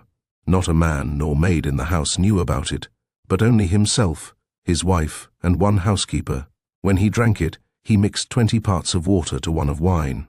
And yet the fragrance from the mixing bowl was so exquisite that it was impossible to refrain from drinking. I filled a large skin with this wine, and took a wallet full of provisions with me, for my mind misgave me that I might have to deal with some savage who would be of great strength, and would respect neither right nor law. We soon reached his cave, but he was out shepherding, so we went inside and took stock of all that we could see. His cheese racks were loaded with cheeses, and he had more lambs and kids than his pens could hold. They were kept in separate flocks. First there were the hoggets, then the oldest of the younger lambs, and lastly the very young ones, 80, all kept apart from one another. As for his dairy, all the vessels, bowls, and milk pails into which he milked were swimming with whey. When they saw all this, my men begged me to let them first steal some cheeses and make off with them to the ship. They would then return, drive down the lambs and kids, put them on board and sail away with them. It would have been indeed better if we had done so, but I would not listen to them, for I wanted to see the owner himself, in the hope that he might give me a present. When, however, we saw him, my poor men found him ill to deal with.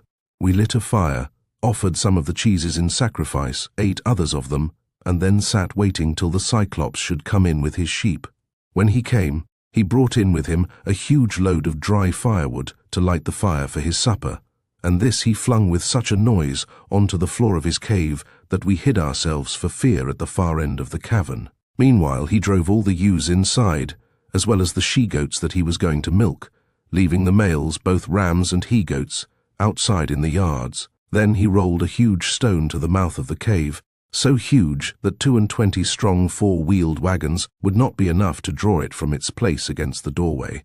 When he had so done, he sat down and milked his ewes and goats, all in due course, and then let each of them have her own young. He curdled half the milk and set it aside in wicker strainers, but the other half he poured into bowls that he might drink it for his supper. When he had got through with all his work, he lit the fire, and then caught sight of us, whereon he said, "Strangers, who are you? Where do you sail from? Are you traders, or do you sail the sea as rovers, with your hands against every man, and every man's hand against you?" We were frightened out of our senses by his loud voice and monstrous form, but I managed to say, "We are Achaeans on our way home from Troy, but by the will of Jove and stress of weather, we have been driven far out of our course. We are the people of Agamemnon, son of Atreus, who has won infinite renown throughout the whole world, by sacking so great a city and killing so many people. We therefore humbly pray you to show us some hospitality, and otherwise make us such presents as visitors may reasonably expect. May your excellency fear the wrath of heaven, for we are your suppliants, and Jove takes all respectable travellers under his protection, for he is the avenger of all suppliants and foreigners in distress." To this he gave me but a pitiless answer. "Stranger," said he, "you are a fool, or else you know nothing of this country.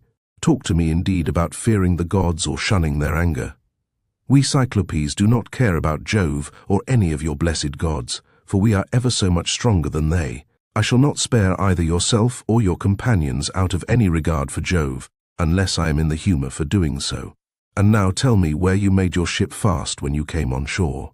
Was it round the point, or is she lying straight off the land?" He said this to draw me out, but I was too cunning to be caught in that way, so I answered with a lie. "Neptune," said I, "sent my ship onto the rocks at the far end of your country and wrecked it. We were driven onto them from the open sea, but I, and those who are with me, escaped the jaws of death." The cruel wretch vouchsafed me not one word of answer, but with a sudden clutch he gripped up 2 of my men at once, and dashed them down upon the ground, as though they had been puppies. Their brains were shed upon the ground, and the earth was wet with their blood. Then he tore them limb from limb and supped upon them. He gobbled them up like a lion in the wilderness, flesh, bones, marrow, and entrails, without leaving anything uneaten. As for us, we wept and lifted up our hands to heaven on seeing such a horrid sight, for we did not know what else to do. But when the Cyclops had filled his huge paunch, and had washed down his meal of human flesh with a drink of neat milk, he stretched himself full length upon the ground among his sheep, and went to sleep. I was at first inclined to seize my sword, draw it, and drive it into his vitals, but I reflected that if I did, we should all certainly be lost, for we should never be able to shift the stone which the monster had put in front of the door. So we stayed sobbing and sighing where we were till morning came. When the child of morning, rosy-fingered Dawn, appeared, he again lit his fire, milked his goats and ewes, all quite rightly, and then let each have her own young one. As soon as he had got through with all his work, he clutched up 2 more of my men, and began eating them for his morning's meal. Presently, with the utmost ease, he rolled the stone away from the door and drove out his sheep, but he at once put it back again, as easily as though he were merely clapping the lid on to a quiver full of arrows. As soon as he had done so, he shouted and cried, "Shoo, shoo," after his sheep to drive them onto the mountain, so I was left to scheme some way of taking my revenge and covering myself with glory. In the end, I deemed it would be the best plan to do as follows. The Cyclops had a great club which was lying near one of the sheep pens. It was of green olive wood, and he had cut it intending to use it for a staff as soon as it should be dry. It was so huge that we could only compare it to the mast of a 20-oared merchant vessel of large burden and able to venture out into open sea. I went up to this club and cut off about 6 feet of it. I then gave this piece to the men and told them to fine it evenly off at one end, which they proceeded to do, and lastly I brought it to a point myself, charring the end in the fire to make it harder. When I had done this, I hid it under dung, which was lying about all over the cave, and told the men to cast lots which of them should venture along with myself to lift it and bore it into the monster's eye while he was asleep. The lot fell upon the very 4 whom I should have chosen, and I myself made 5. In the evening the wretch came back from shepherding and drove his flocks into the cave, this time driving them all inside and not leaving any in the yards. I suppose some fancy must have taken him, or a god must have prompted him to do so.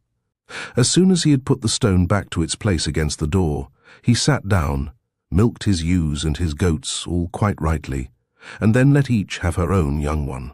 When he had got through with all this work, he gripped up 2 more of my men and made his supper off them. So I went up to him with an ivy-wood bowl of black wine in my hands. "Look here, Cyclops," said I, "you have been eating a great deal of man's flesh, so take this and drink some wine, that you may see what kind of liquor we had on board my ship. I was bringing it to you as a drink offering, in the hope that you would take compassion upon me and further me on my way home, whereas all you do is to go on ramping and raving most intolerably. You ought to be ashamed of yourself. How can you expect people to come see you any more if you treat them in this way?" He then took the cup and drank. He was so delighted with the taste of the wine that he begged me for another bowl full. "Be so kind," he said, "as to give me some more and tell me your name at once. I want to make you a present that you will be glad to have. We have wine even in this country, for our soil grows grapes and the sun ripens them, but this drinks like nectar and ambrosia all in one." I then gave him some more. 3 times did I fill the bowl for him, and 3 times did he drain it without thought or heed. Then, when I saw that the wine had got into his head, I said to him, as plausibly as I could, "Cyclops, you ask my name, and I will tell it you. Give me, therefore, the present you promised me. My name is Noman. This is what my father and mother and my friends have always called me." But the cruel wretch said, "Then I will eat all Noman's comrades before Noman himself, and will keep Noman for the last. This is the present that I will make him." As he spoke, he reeled, and fell sprawling face upwards on the ground. His great neck hung heavily backwards, and a deep sleep took hold upon him. Presently he turned sick, and threw up both wine and the gobbets of human flesh on which he had been gorging, for he was very drunk. Then I thrust the beam of wood far into the embers to heat it, and encouraged my men lest any of them should turn faint-hearted. When the wood, green though it was about to blaze, I drew it out of the fire glowing with heat, and my men gathered round me, for heaven had filled their hearts with courage. We drove the sharp end of the beam into the monster's eye, and bearing upon it with all my weight, I kept turning it round and round as though I were boring a hole in a ship's plank with an auger, which 2 men with a wheel and strap can keep on turning as long as they choose. Even thus did we bore the red-hot beam into his eye, till the boiling blood bubbled all over it as we worked it round and round, so that the steam from the burning eyeballs scalded his eyelids and eyebrows, and the roots of the eye sputtered in the fire. As a blacksmith plunges an axe or hatchet into cold water to temper it, for it is this that gives strength to the iron, and it makes a great hiss as he does so, even thus did the Cyclops' eye hiss round the beam of olive wood, and his hideous yells made the cave ring again. We ran away in a fright, but he plucked the beam all besmirched with gore from his eye, and hurled it from him in a frenzy of rage and pain, shouting as he did so to the other Cyclopes who lived on the bleak headlands near him. So they gathered from all quarters round his cave when they heard him crying, and asked what was the matter with him. "What ails you, Polyphemus," said they, "that you make such a noise, breaking the stillness of the night and preventing us from being able to sleep? Surely no man is carrying off your sheep. Surely no man is trying to kill you either by fraud or by force." But Polyphemus shouted to them from inside the cave, "No man is killing me by fraud, no man is killing me by force." "Then," said they, "if no man is attacking you, you must be ill. When Jove makes people ill, there is no help for it, and you had better pray to your father Neptune." Then they went away, and I laughed inwardly at the success of my clever stratagem, but the Cyclops, groaning and in an agony of pain, felt about with his hands till he found the stone and took it from the door. Then he sat in the doorway and stretched his hands in front of it to catch anyone going out with the sheep, for he thought I might be foolish enough to attempt this. As for myself, I kept on puzzling to think how I could best save my own life and those of my companions. I schemed and schemed, as one who knows that his life depends upon it, for the danger was very great. In the end, I deemed that this plan would be the best. The male sheep were well grown and carried a heavy black fleece, so I bound them noiselessly in threes together, with some of the withies on which the wicked monster used to sleep. There was to be a man under the middle sheep, and the two on either side were to cover him, so that there were 3 sheep to each man. As for myself, there was a ram finer than any of the others, so I caught hold of him by the back, ensconced myself in the thick wool under his belly, and hung on patiently to his fleece, face upwards, keeping a firm hold on it all the time. Thus, then, did we wait in great fear of mind till morning came. But when the child of morning, rosy-fingered dawn, appeared, the male sheep hurried out to feed, while the ewes remained bleating about the pens, waiting to be milked, for their udders were full to bursting. But their master, in spite of all his pain, felt the backs of all the sheep as they stood upright, without being sharp enough to find out that the men were underneath their bellies. As the ram was going out, last of all, heavy with its fleece, and with the weight of my crafty self, Polyphemus laid hold of it and said, "My good ram, what is it that makes you the last to leave my cave this morning? You are not wont to let the ewes go before you, but lead the mob with a run whether to flowery mead or bubbling fountain, and are the first to come home again at night. But now you lag last of all. Is it because you know your master has lost his eye, and are sorry because that wicked gnomon and his horrid crew has got him down in his drink and blinded him? But I will have his life yet. If you could understand and talk, you would tell me where the wretch is hiding, and I would dash his brains upon the ground till they flew all over the cave. I should thus have some satisfaction for the harm this no-good gnomon has done me." As he spoke, he drove the ram outside, but when we were a little way out from the cave and yards, I first got from under the ram's belly, and then freed my comrades. As for the sheep, which were very fat, by constantly heading them in the right direction, we managed to drive them down to the ship. The crew rejoiced greatly at seeing those of us who had escaped death, but wept for the others whom the Cyclops had killed. However, I made signs to them by nodding and frowning that they were to hush their crying, and told them to get all the sheep on board at once, and put out to sea. So they went aboard, took their places, and smote the grey sea with their oars.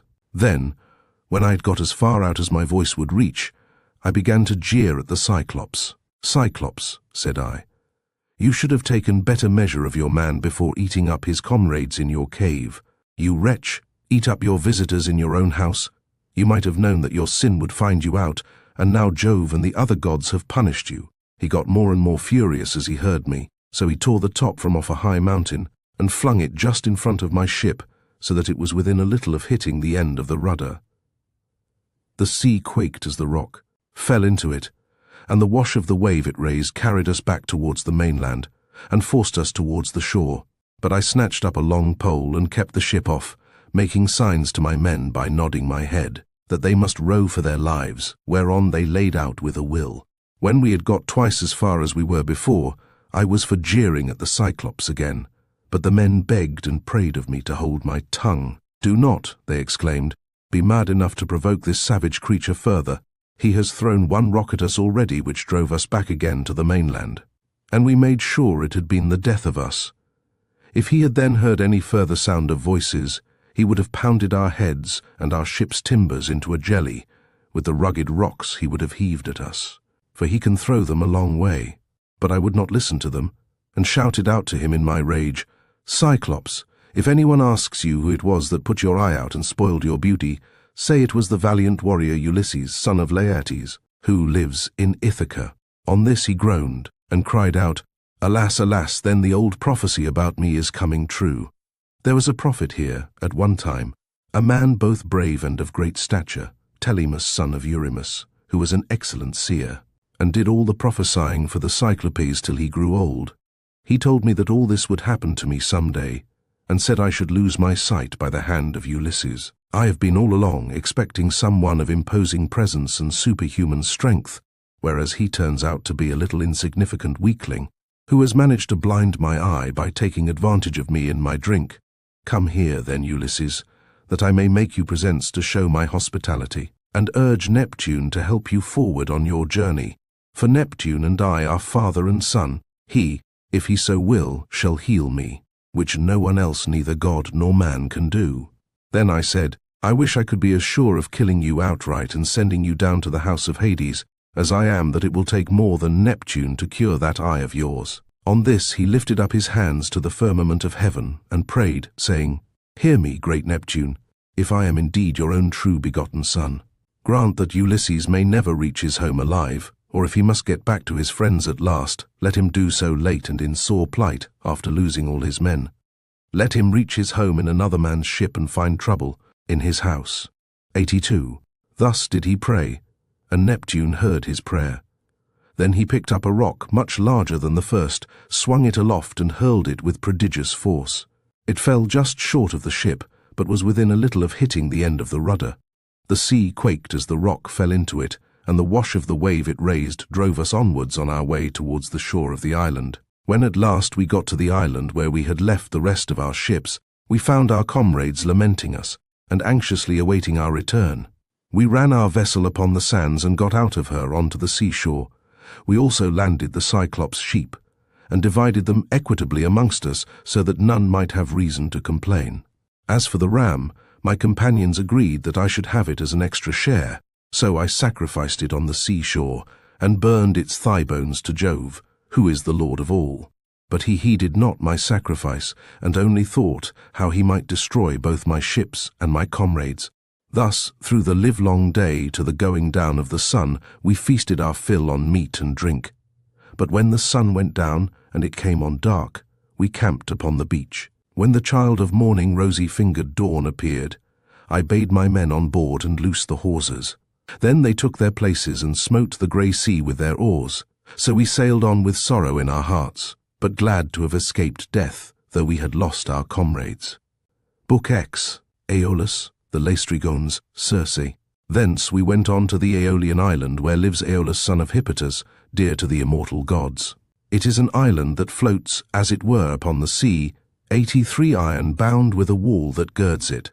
Now, Aeolus has 6 daughters and 6 lusty sons, so he made the sons marry the daughters, and they all live with their dear father and mother, feasting and enjoying every conceivable kind of luxury. All day long the atmosphere of the house is loaded with the savour of roasting meats till it groans again, yard and all.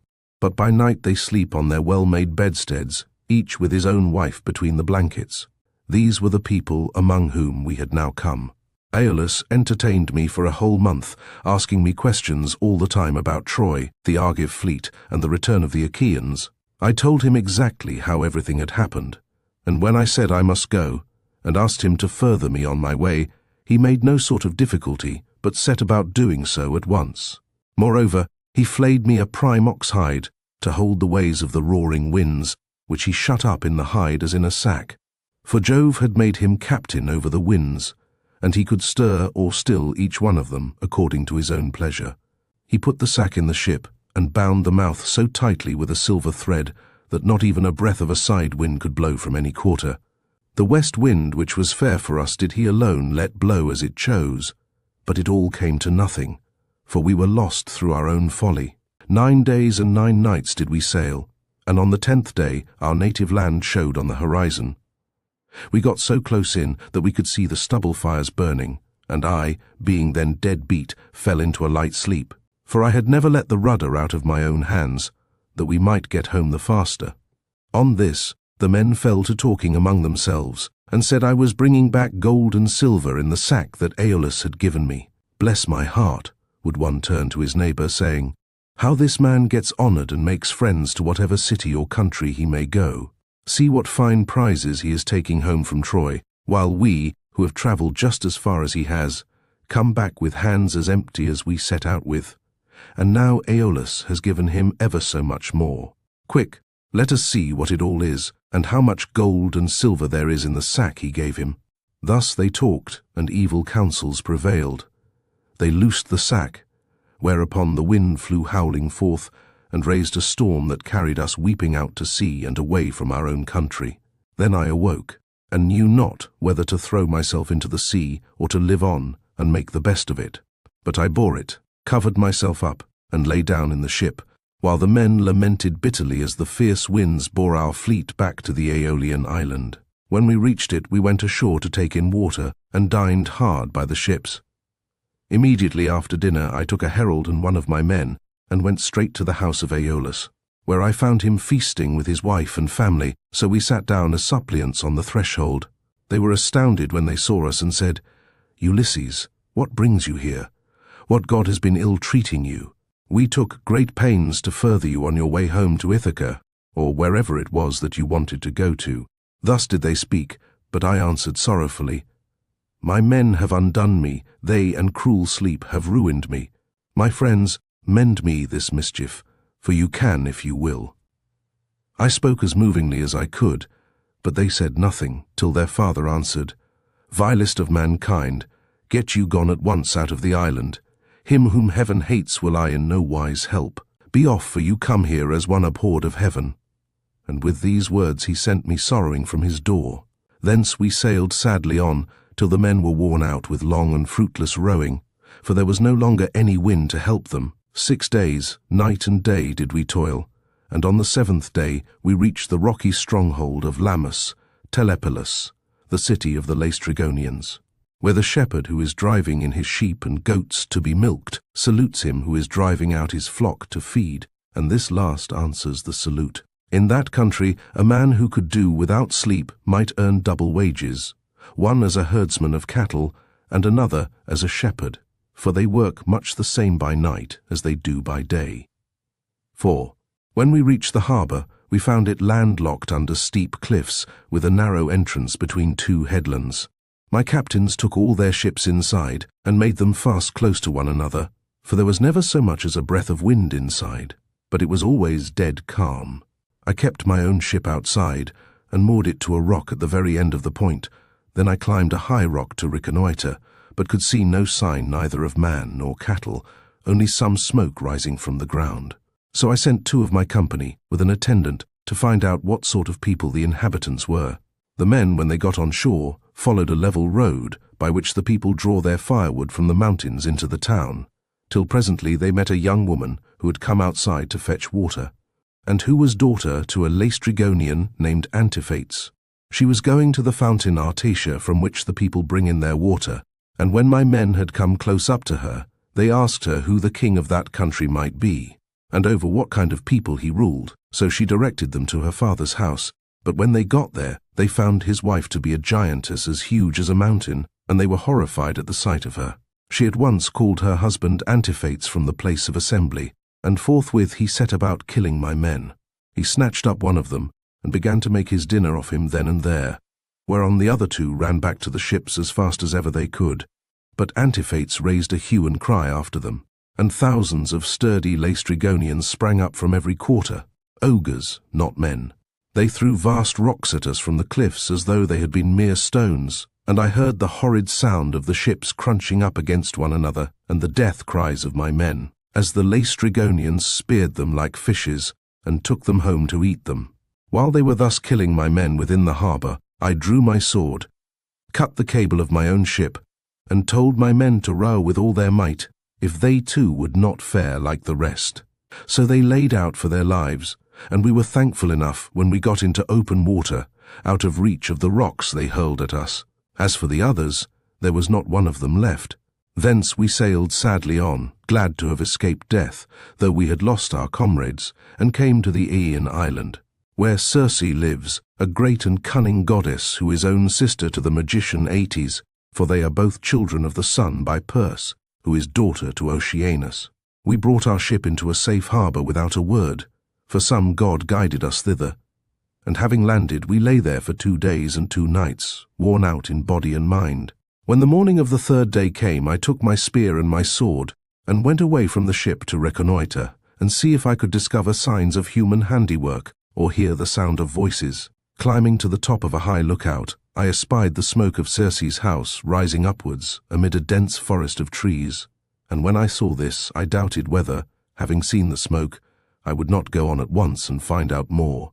But in the end I deemed it best to go back to the ship, give the men their dinners, and send some of them instead of going myself. When I had nearly got back to the ship, some god took pity upon my solitude, and sent a fine antlered stag right into the middle of my path. He was coming down his pasture in the forest to drink of the river, for the heat of the sun drove him, and as he passed I struck him in the middle of the back.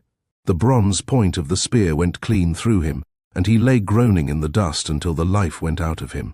Then I set my foot upon him, drew my spear from the wound, and laid it down. I also gathered rough grass and rushes, and twisted them into a fathom or so of good stout rope, with which I bound the 4 feet of the noble creature together. Having so done, I hung him round my neck, and walked back to the ship, leaning upon my spear. For the stag was much too big for me to be able to carry him on my shoulder, steadying him with one hand. As I threw him down in front of the ship, I called the men and spoke cheeringly man by man to each of them. "Look here, my friends," said I, "we are not going to die so much before our time after all, and at any rate we will not starve so long as we have got something to eat and drink on board." On this they uncovered their heads upon the seashore and admired the stag, for he was indeed a splendid fellow. Then, when they had feasted their eyes upon him sufficiently, they washed their hands and began to cook him for dinner. Thus, through the livelong day to the going down of the sun, we stayed there eating and drinking our fill. But when the sun went down and it came on dark, we camped upon the seashore. When the child of morning, rosy-fingered dawn, appeared, I called a council and said, "My friends, we are in very great difficulties. Listen therefore to me. We have no idea where the sun either sets or rises, 85, so that we do not even know east from west. I see no way out of it, nevertheless we must try and find one. We are certainly on an island, for I went as high as I could this morning, and saw the sea reaching all round it to the horizon. It lies low, but towards the middle I saw smoke rising from out of a thick forest of trees. Their hearts sank as they heard me, for they remembered how they had been treated by the Laestrygonian Antiphates and by the savage ogre Polyphemus. They wept bitterly in their dismay, but there was nothing to be got by crying, so I divided them into 2 companies and set a captain over each. I gave one company to Eurylochus, while I took command of the other myself. Then we cast lots in a helmet, and the lot fell upon Eurylochus, so he set out with his 22 men, and they wept, as also did we who were left behind. When they reached Circe's house, they found it built of cut stones, on a site that could be seen from far in the middle of the forest. There were wild mountain wolves and lions prowling all round it, poor bewitched creatures whom she had tamed by her enchantments and drugged into subjection. They did not attack my men, but wagged their great tails, fawned upon them, and rubbed their noses lovingly against them, as hounds crowd round their master when they see him coming from dinner, for they know he will bring them something. Even so did these wolves and lions with their great claws fawn upon my men, but the men were terribly frightened at seeing such strange creatures. Presently they reached the gates of the goddess's house, and as they stood there they could hear Circe within, singing most beautifully as she worked at her loom, making a web so fine, so soft, and of such dazzling colours as no one but a goddess could weave. On this Polites, whom I valued and trusted more than any other of my men, said, "There is someone inside working at a loom and singing most beautifully. The whole place resounds with it. Let us call her and see whether she is woman or goddess." They called her, and she came down, unfastened the door, and bade them enter. They, thinking no evil, followed her, all except Eurylochus, who suspected mischief and stayed outside. When she had got them into her house, she set them upon benches and seats, and mixed them a mess with cheese, honey, meal, and Pramnian wine. But she drugged it with wicked poisons to make them forget their homes. And when they had drunk, she turned them into pigs by a stroke of her wand, and shut them up in her pigsties. They were like pigs, head, hair, and all, and they grunted just as pigs do, but their senses were the same as before, and they remembered everything. Thus then were they shut up squealing, and Circe threw them some acorns and beechmasts such as pigs eat. But Eurylochus hurried back to tell me about the sad fate of our comrades. He was so overcome with dismay that though he tried to speak he could find no words to do so, his eyes filled with tears, and he could only sob and sigh, till at last we forced his story out of him. And he told us what had happened to the others. "We went," said he, "as you told us, through the forest, and in the middle of it there was a fine house built with cut stones in a place that could be seen from far. There we found a woman, or else she was a goddess, working at her loom and singing sweetly. So the men shouted to her and called her, whereon she at once came down, opened the door, and invited us in. The others did not suspect any mischief, so they followed her into the house, but I stayed where I was, for I thought there might be some treachery. From that moment, I saw them no more, for not one of them ever came out, though I sat a long time watching for them. Then I took my sword of bronze and slung it over my shoulders. I also took my bow, and told Eurylochus to come back with me and shew me the way. But he laid hold of me with both his hands, and spoke piteously, saying, "Sir, do not force me to go with you, but let me stay here, for I know you will not bring one of them back with you, nor even return alive yourself. Let us rather see if we cannot escape at any rate with the few that are left us, for we may still save our lives." "Stay where you are, then," answered I, "eating and drinking at the ship, but I must go, for I am most urgently bound to do so." With this I left the ship and went up inland. When I got through the charmed grove, and was near the great house of the enchantress Circe, I met Mercury with his golden wand, disguised as a young man in the heyday of his youth and beauty, with the down just coming upon his face. He came up to me and took my hand within his own, saying, "My poor unhappy man, whither are you going over this mountain top, alone and without knowing the way? Your men are shut up in Circe's pigsties, like so many wild boars in their lairs. You surely do not fancy that you can set them free? I can tell you that you will never get back, and will have to stay there with the rest of them. But never mind, I will protect you and get you out of your difficulty. Take this herb, which is one of great virtue, and keep it about you when you go to Circe's house. It will be a talisman to you against every kind of mischief. And I will tell you of all the wicked witchcraft that Circe will try to practice upon you. She will mix a mess for you to drink, and she will drug the meal with which she makes it, but she will not be able to charm you. For the virtue of the herb that I shall give you will prevent her spells from working. I will tell you all about it. When Circe strikes you with her wand, draw your sword and spring upon her as though you were going to kill her. She will then be frightened and will desire you to go to bed with her. On this you must not point blank refuse her, for you want her to set your companions free and to take good care also of yourself.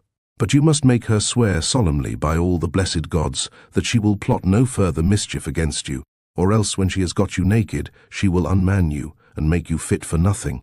As he spoke, he pulled the herb out of the ground and shewed me what it was like. The root was black, while the flower was as white as milk. The gods call it moly, and mortal men cannot uproot it, but the gods can do whatever they like. Then Mercury went back to high Olympus, passing over the wooded island, but I fared onward to the house of Circe, and my heart was clouded with care as I walked along. When I got to the gates, I stood there and called the goddess, and as soon as she heard me, she came down, opened the door, and asked me to come in. So I followed her, much troubled in my mind. She set me on a richly decorated seat inlaid with silver. There was a footstool also under my feet, and she mixed a mess in a golden goblet for me to drink, but she drugged it, for she meant me mischief. When she had given it me, and I had drunk it without its charming me, she struck me with her wand. "There now," she cried, "be off to the pigsty, and make your lair with the rest of them." But I rushed at her with my sword drawn as though I would kill her, whereon she fell with a loud scream, clasped my knees, and spoke piteously, saying, "Who and whence are you? From what place and people have you come? How can it be that my drugs have no power to charm you? Never yet was any man able to stand so much as a taste of the herb I gave you. You must be spell-proof. Surely you can be none other than the bold hero Ulysses, who Mercury always said would come here some day with his ship while on his way home from Troy. So be it then. Sheathe your sword and let us go to bed, that we may make friends and learn to trust each other." And I answered, "Circe, how can you expect me to be friendly with you when you have just been turning all my men into pigs? And now that you have got me here myself, you mean me mischief when you ask me to go to bed with you, and will unman me and make me fit for nothing. I shall certainly not consent to go to bed with you unless you will first take your solemn oath to plot no further harm against me." So she swore at once as I had told her, and when she had completed her oath, then I went to bed with her. Meanwhile, her 4 servants, who are her housemaids, set about their work. They are the children of the groves and fountains, and of the holy waters that run down into the sea. One of them spread a fair purple cloth over a seat and laid a carpet underneath it. Another brought tables of silver up to the seats and set them with baskets of gold. A third mixed some sweet wine with water in a silver bowl and put golden cups upon the tables, while the fourth brought in water and set it to boil in a large cauldron over a good fire which she had lighted. When the water in the cauldron was boiling, 87, she poured cold into it till it was just as I liked it, and then she set me in a bath and began washing me from the cauldron about the head and shoulders, to take the tire and stiffness out of my limbs. As soon as she had done washing me and anointing me with oil, she arrayed me in a good cloak and shirt, and led me to a richly decorated seat inlaid with silver. There was a footstool also under my feet. A maidservant then brought me water in a beautiful golden ewer and poured it into a silver basin for me to wash my hands. And she drew a clean table beside me. An upper servant brought me bread and offered me many things of what there was in the house. And then Circe bade me eat, but I would not, and sat without heeding what was before me, still moody and suspicious. When Circe saw me sitting there without eating and in great grief, she came to me and said, "Ulysses, why do you sit like that as though you were dumb, gnawing at your own heart and refusing both meat and drink? Is it that you are still suspicious? You ought not to be, for I have already sworn solemnly that I will not hurt you." And I said, "Circe, no man with any sense of what is right can think of either eating or drinking in your house until you have set his friends free and let him see them. If you want me to eat and drink, you must free my men and bring them to me that I may see them with my own eyes." When I had said this, she went straight through the court with her wand in her hand and opened the pigsty doors. My men came out like so many prime hogs and stood looking at her, but she went about among them and anointed each with a second drug, whereon the bristles that the bad drug had given them fell off, and they became men again. Younger than they were before, and much taller and better looking, they knew me at once, seized me each of them by the hand, and wept for joy till the whole house was filled with the sound of their hallooing, and Circe herself was so sorry for them that she came up to me and said, "Ulysses, noble son of Laertes, go back at once to the sea where you have left your ship and first draw it onto the land. Then hide all your ship's gear and property in some cave, and come back here with your men." I agreed to this, so I went back to the seashore and found the men at the ship weeping and wailing most piteously. When they saw me, the silly blubbering fellows began frisking round me as calves break out and gambol round their mothers when they see them coming home to be milked after they have been feeding all day. And the homestead resounds with their lowing. They seemed as glad to see me as though they had got back to their own rugged Ithaca, where they had been born and bred. "Sir," said the affectionate creatures, "we are as glad to see you back as though we had got safe home to Ithaca. But tell us all about the fate of our comrades." I spoke comfortingly to them and said, "We must draw our ship onto the land and hide the ship's gear with all our property in some cave. Then come with me, all of you, as fast as you can to Circe's house, where you will find your comrades eating and drinking in the midst of great abundance." On this the men would have come with me at once, but Eurylochus tried to hold them back and said, "Alas, poor wretches that we are, what will become of us? Rush not on your ruin by going to the house of Circe, who will turn us all into pigs or wolves or lions, and we shall have to keep guard over her house. Remember how the Cyclops treated us when our comrades went inside his cave, and Ulysses with them. It was all through his sheer folly that those men lost their lives. When I heard him, I was in two minds whether or no to draw the keen blade that hung by my sturdy thigh and cut his head off, in spite of his being a near relation of my own. But the men interceded for him and said, "Sir, if it may so be, let this fellow stay here and mind the ship, but take the rest of us with you to Circe's house."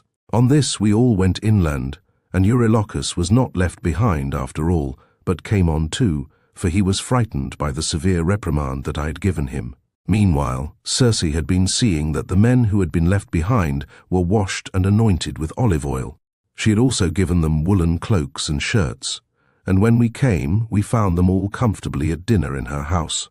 As soon as the men saw each other face to face and knew one another, they wept for joy and cried aloud till the whole palace rang again. Thereon Circe came up to me and said, "Ulysses, noble son of Laertes, tell your men to leave off crying. I know how much you have all of you suffered at sea, and how ill you have fared among cruel savages on the mainland, But that is over now, so stay here, and eat and drink till you are once more as strong and hearty as you were when you left Ithaca, for at present you are weakened both in body and mind. You keep all the time thinking of the hardships you have suffered during your travels, so that you have no more cheerfulness left in you." Thus did she speak, and we assented. We stayed with Circe for a whole 12 months, feasting upon an untold quantity both of meat and wine. But when the year had passed in the waning of moons, and the long days had come round, my men called me apart and said, "Sir, it is time you began to think about going home. If so be, you are to be spared to see your house and native country at all." Thus did they speak, and I assented. Thereon through the livelong day to the going down of the sun we feasted our fill on meat and wine. But when the sun went down and it came on dark, the men laid themselves down to sleep in the covered cloisters. I, however, after I got into bed with Circe, besought her by her knees, and the goddess listened to what I had got to say. "Circe," said I, "please to keep the promise you made me about furthering me on my homeward voyage. I want to get back, and so do my men. They are always pestering me with their complaints as soon as ever your back is turned." And the goddess answered, "Ulysses, noble son of Laertes, you shall none of you stay here any longer if you do not want to. But there is another journey which you have got to take before you can sail homewards. You must go to the house of Hades and of dread Proserpine to consult the ghost of the blind Theban prophet Odysseus, whose reason is still unshaken. To him alone has Proserpine left his understanding even in death, but the other ghosts flit about aimlessly." I was dismayed when I heard this. I sat up in bed and wept, and would gladly have lived no longer to see the light of the sun. But presently, when I was tired of weeping and tossing myself about, I said, "And who shall guide me upon this voyage? For the house of Hades is a port that no ship can reach." "You will want no guide," she answered. "Raise your mast, set your white sails, sit quite still, and the north wind will blow you there of itself. When your ship has traversed the waters of Oceanus, you will reach the fertile shore of Proserpine's country with its groves of tall poplars and willows that shed their fruit untimely. Here beach your ship upon the shore of Oceanus and go straight on to the dark abode of Hades. You will find it near the place where the rivers Periphlagathon and Cocytus, which is a branch of the river Styx, flow into Acheron, and you will see a rock near it, just where the two roaring rivers run into one another. When you have reached this spot, as I now tell you, dig a trench a cubit or so in length, breadth and depth, and pour into it as a drink offering to all the dead, first honey mixed with milk, then wine, and in the third place water, sprinkling white barley meal over the whole. Moreover, you must offer many prayers to the poor feeble ghosts, and promise them that when you get back to Ithaca, you will sacrifice a barren heifer to them, the best you have, and will load the pyre with good things. More particularly, you must promise that Tiresias shall have a black sheep all to himself, the finest in all your flocks. When you shall have thus besought the ghosts with your prayers, offer them a ram and a black ewe, bending their heads towards Erebus, but yourself turn away from them, as though you would make towards the river. On this, many dead men's ghosts will come to you, and you must tell your men to skin the 2 sheep that you have just killed, and offer them as a burnt sacrifice with prayers to Hades and to Proserpine. Then draw your sword and sit there, so as to prevent any other poor ghost from coming near the spilt blood before Tiresias shall have answered your questions. The seer will presently come to you, and will tell you about your voyage, what stages you are to make, and how you are to sail the sea so as to reach your home." It was daybreak by the time she had done speaking, so she dressed me in my shirt and cloak. As for herself, she threw a beautiful light gossamer fabric over her shoulders, fastening it with a golden girdle round her waist, and she covered her head with a mantle. Then I went about among the men everywhere all over the house, and spoke kindly to each of them man by man. "You must not lie sleeping here any longer," said I to them. "We must be going, for Circe has told me all about it." And on this they did as I bade them. Even so, however, I did not get them away without misadventure. We had with us a certain youth named Elpenor, not very remarkable for sense or courage, who had got drunk and was lying on the housetop away from the rest of the men, to sleep off his liquor in the cool. When he heard the noise of the men bustling about, he jumped up on a sudden and forgot all about coming down by the main staircase, so he tumbled right off the roof and broke his neck, and his soul went down to the house of Hades. When I had got the men together, I said to them, "You think you are about to start home again, But Circe has explained to me that instead of this, we have got to go to the house of Hades and Proserpine to consult the ghost of the Theban prophet Tiresias. The men were broken-hearted as they heard me, and threw themselves on the ground, groaning and tearing their hair, but they did not mend matters by crying. When we reached the seashore, weeping and lamenting our fate, Circe brought the ram and the ewe, and we made them fast hard by the ship. She passed through the midst of us without our knowing it, for who can see the comings and goings of a god if the god does not wish to be seen?